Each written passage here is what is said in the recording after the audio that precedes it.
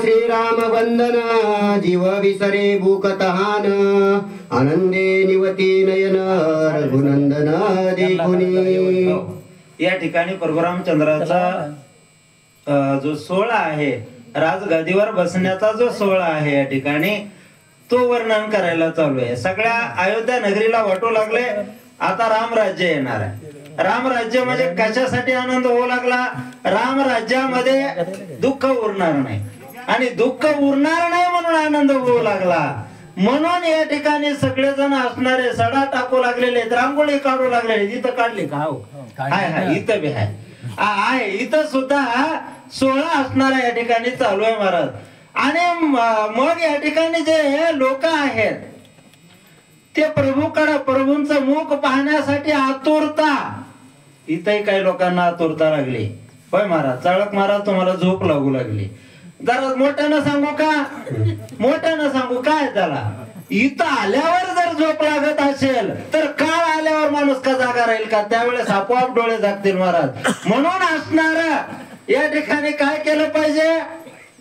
प्रभूकडे आपलं असणारं मन आकर्षित केलं पाहिजे. एकदा का आकर्षित झालं, मी तुझा आणि तू माझा, त्यावेळेस मात्र माणसाला काहीच सुचत नाही. दुःख विसरतो, संसार विसरतो, आनंदाला पारावार राहत नाही. ही अवस्था असणारी त्या अयोध्येमधल्या लोकांची झालेली आहे. प्रभूंचं मुख पाहिल्याबरोबर सगळं देहभान असणारे विसरून गेले. कारण आता सोहळा परशुरामचंद्राचा आहे असं या ठिकाणी वाटू लागलंय. पाहता श्रीराम स्वरूप नाम निरसी पुण्य पाप तात्काळ जाती त्रिविध ताप सुख स्वरूप श्रीराम. पहा नाथ महाराज या ठिकाणी सांगू लागलेले आहेत. परशुरामचंद्राचं नुसतं स्वरूप जरी पाहिलं, कसं डोळे झाकायचे महाराज. परशुरामचंद्राने धनुष्यबाण हातात घेतलेला आहे. रावणाकडे जाऊ लागलेले आहेत. रावणाला मारलंय, तिकडून माघारी आलेत, भरताची भेट झाली. आठवा ना, काय बिघडलंय आठवायला? तुम्ही संसार आठवण्यापेक्षा जाऊ त्या संसारातलं बोलायचंच नको, आहे का नाही? असा राम आठवा अयोध्येमध्ये आला. अनेक वर्ष रामानं त्या अयोध्येचं राज्य केलं. हे आठवा महाराज. एवढं जरी आठविलं ना, नुसतं आपल्या डोळ्यासमोर रामचंद्राची मूर्ती जरी ठेवली ना, तरी सुद्धा जे दुःख आहेत, जे कष्ट आहेत शरीराला कमी कष्ट असतात महाराज. शरीराला कधी कष्ट होतं माहितीये का? काम केल्यावर. मनाचे कष्ट जास्त आहेत, मनाचे दुःख जास्त आहेत. हे मनाचे जे दुःख आहेत ना, याचं निरसन नुसतं प्रभूंची मूर्ती आपल्या हृदयामध्ये डोळ्यासमोर आणल्याबरोबर आणि निरसन होत असं सांगू लागले. नाना दोन्हीची वाजंतरी श्रीराम येता निज नगरी एकुणी राजा रुंदन करी मनु कैसे परी मुख दाऊ. पहा नाना वाद्य त्या ठिकाणी वाजू लागलेले आहेत. तर परशुरामचंद्राचा राज्याभिषेक म्हणल्यावर काय साधा असायचं का? तिथं काय कशाची उणीव आहे? कशाचीच उणीव नाही ना. सगळे देव देवता सुद्धा त्यांचे सुद्धा विमान तिथं आहेत. आपल्यासारखं नाहीये महाराज तिथं. आणि मग हे असंच रथामध्ये परशुरामचंद्र आहे. सगळा लवाजमा वाजू लागलेला आहे. नाम घोष असणारा त्या ठिकाणी चालू आहे. अनेक असणार त्या ठिकाणी आनंदाच्या भरामध्ये परशुरामचंद्र येऊ लागले. राजा दशरथजीच्या कानावर असणार हा आवाज पडलेला आहे.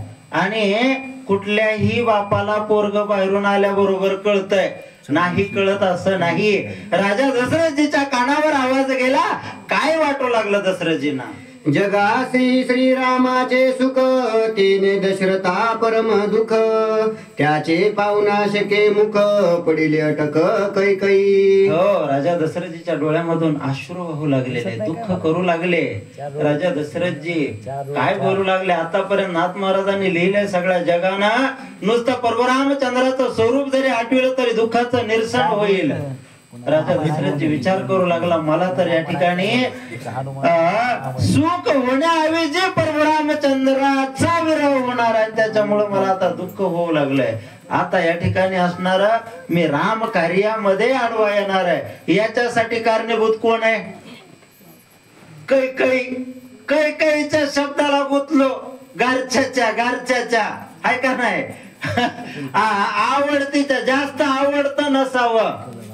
लई एखादी वस्तू आवडूच नाही महाराज. काही काही जास्त आवडत होती राजा दशरथजीला आणि म्हणून या ठिकाणी दशरथजींना वाटू लागलं या काही मुळे आता राम अंतरणार आहे. म्हणून राजा दशरथजीच्या डोळ्यामधून अश्रू येऊ लागलेले आहेत. काय म्हणतात? श्रीराम निवावी सर्वासी तेने अति ताप दशरथासी कैकई पडिले अति भ्रतासी निज बाकेसी गोनी. हो, या ठिकाणी ज्या रामामुळे सगळ्यांना आनंद होतोय, सगळ्यांचं दुःखाचं हरण होत आहे, सगळ्यांना सुख मिळतंय, ह्याच रामकार्यामध्ये ही कैकई नावाची स्त्री असणारी अटक पडली. त्याच्यामुळं असणार काय झालं? सगळं दुःख वाट्याला आलं. सुख येण्याऐवजी दुःख वाट्याला आलं असं या ठिकाणी राजा दशरथजीला वाटू लागलंय. आता काय करेल तो माणूस महाराज? काहीच करू शकत नाही हो. इकडं पत्नीनं असणार काय केलेलं आहे? हट्ट धरलेला आहे. रामाला वनवास, भरताला राजगादी. राजा दशरथजीला काहीच म्हणता येणार, कारण शब्द दिला होता सूर्यवंशी कोण असणार आहे. आपण आता शब्द दिला ना महाराज, थोड्या वेळानं म्हणू जाऊ दे, आता पुढच्या रविवारी तुला लय वेळ बसवा येईल, आज जरा 2 सूचक गावाले हे सूर्यवंश. त्याच्यामुळं राजा दशरथजी विचार करू लागले, अरे रे रे, मी शब्दामध्ये गुंतलो, शब्दामध्ये वचन दिलं स्त्रीला, मागचा पुढचा विचार नाही केला, वचन दिला आणि आज मी असणारा दुःखाच्या डोहामध्ये, दुःखाच्या सागरामध्ये बुडालोय. हा सोहळा पाहण्यासाठी मी असणार आता समर्थ नाहीये. माझ्यामुळं, माझ्या वचनामुळं ह्या बाईनं हट्ट धरला आणि म्हणून राम राज्यामध्ये आता अडचण येणार आहे, दुःख येणार आहे असं राजा दशरथजीला वाटू लागलं, रडू लागले. स्त्री चारित्र्य गम्या सृष्टी निज वरदाचे नेट पाटी पित्या पुत्र पडिले तुटी उठा उठी कैकई. राजा दशरथजी विचार करू लागले. स्त्री चरित्राचा जर विचार केला तर ते काही साधं नाहीये.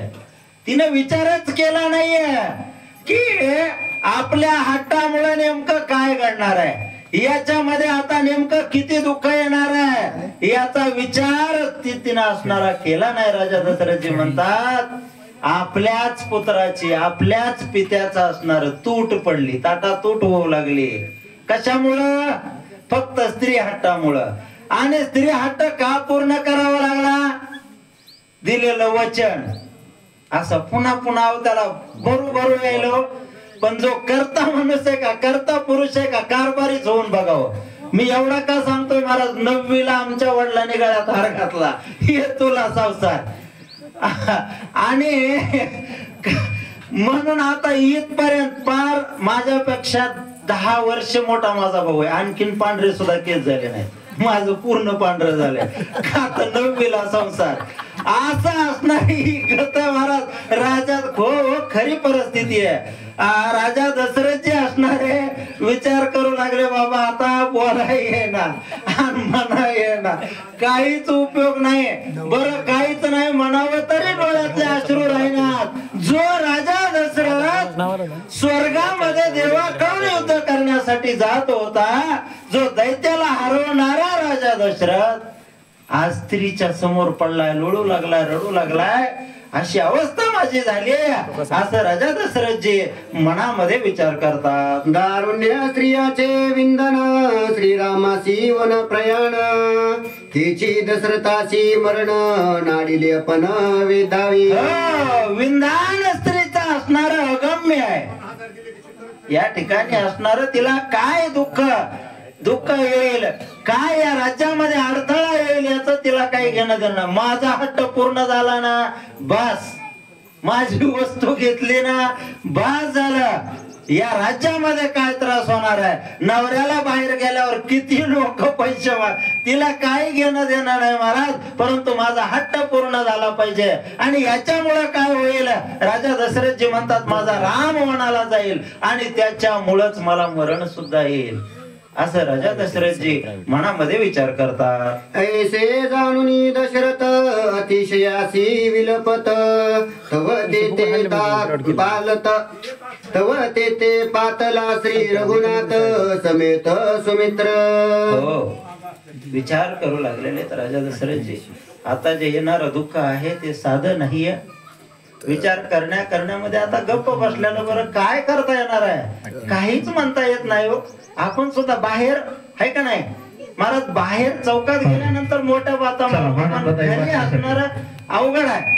मग या ठिकाणी असणाऱ्या राजा दशरथजींनी काय केलं, निचेष्टीत पडले महाराज. काय करावं, काहीच बोलत नाहीयेत, शांत बसून राहिले, झोपलेले आहेत.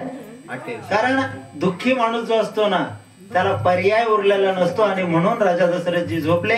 एवढ्याच वेळेमध्ये परशुरामचंद्र लक्ष्मणजीचा आगमन त्या दारामध्ये, त्या ठिकाणी कैकेयीच्या दारामध्ये ज्या ठिकाणी राजा दशरथजी आहेत त्या ठिकाणी झालेला आहे.